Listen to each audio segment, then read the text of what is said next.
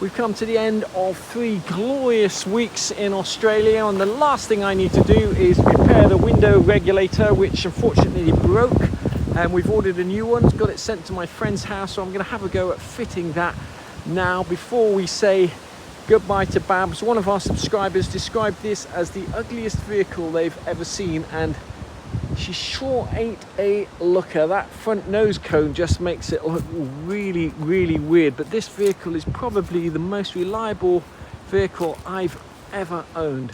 This is the new window regulator here. I'd be amazed if this fits. What often happens is, or what usually happens is, these springs break. That doesn't stop the window going up and down. What stops the window going up and down is the mechanism in here. There's usually a plastic bushing in there, and when that wears out you start to get movement side to side, and that's what stops the window going up and down. But so this may not be the right window regulator for this vehicle, but I may be able to modify it. So let's whip off the door panel. These just pop out with a sharp knife and reveal a Phillips screw behind them. Next up, this screw. To take this off, you have to open the door handle to slide that off.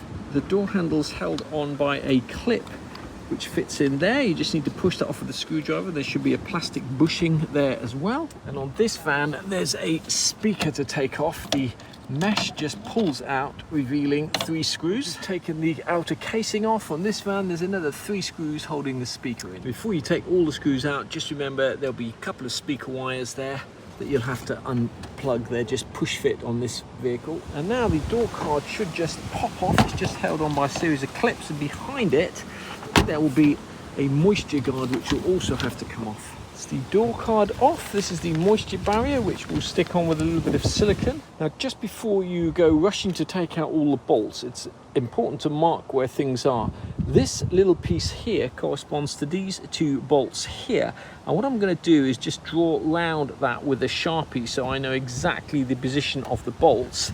And the bottom part of the window is held on by a bolt here, and there'll be another one that you can get access through there.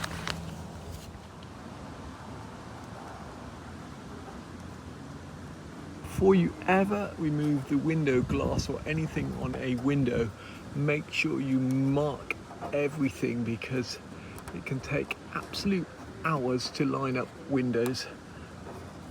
Now to get this out, my plan is to undo the 2 bolts at the bottom first, and that's going to release the window glass from the actual regulator, and then to pull this glass up and to try and tape it up there so it's out of the way, and then we're going to try and figure out how to get the regulator out. I'm hoping we can get it out through here.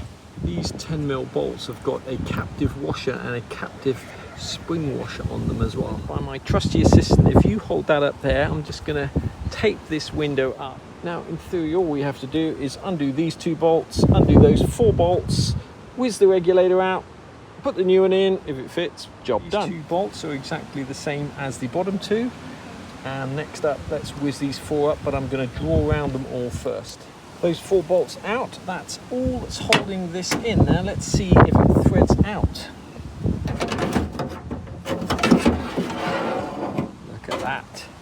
Is it? Oh, it's still got the spring as well. It's amazing. Now, is it the same as the one we just bought? What usually happens is if you turn this over, you can see that on the back here there should be like a little bushing in there. This thing moves around now, and that's why the teeth no longer lock in there. You see that little bushing there? It's missing. So let's see if we can fit the new regulator. Got all of these in finger tight to start off with. The only one that's got any adjustment here is actually, so I don't know if we actually needed to draw around those, but it's always a good idea before you take anything off. While we're here, we will lubricate all of this mechanism here, and our door handle repair that we did before we set off. We used a pin to pin that piece of plastic. It's held good, which is good. Got all of those 6 bolts in without a problem. Next up, we just need to undo this tape and try and reattach the window to the regulator here, for which I think I may just use my assistant.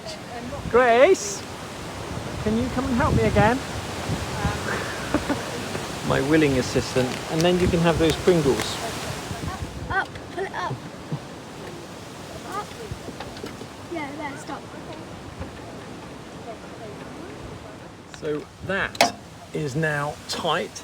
Now the moment of truth, whether this window now winds up, which it does nice and easily, and it also winds down nice and easy. So I think we can call that job done. We just put a bit of all-purpose silicone around to stick this back on. The moisture barrier stops the hardboard door card warping. No point in turning that when the job's done, is it, John? Not sure which way around that goes, actually. I think it goes that way. I think it goes that way. I think it goes that way because that seems to have made a mark there. See, I knew you'd be useful, yeah.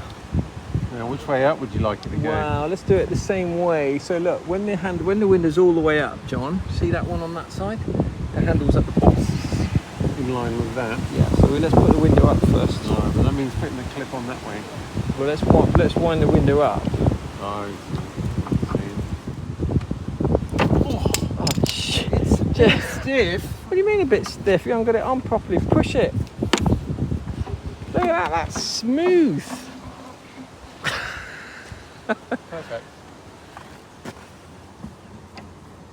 I think we should Put it half on to start off with. start off. Come on, John. What are you doing? If we were on the money here, use a screwdriver like a professional would. You can't use your fat builder's fingers. ain't no builder. Come on, John, what are you messing about for? I've got the whole thing. I've got the whole door guarded at the same time. That window regulator fitted without problem. The cost was just over 30 Aussie dollars, which is about £15. And we even managed to survive a pack of 6 dingoes stalking us on our last day.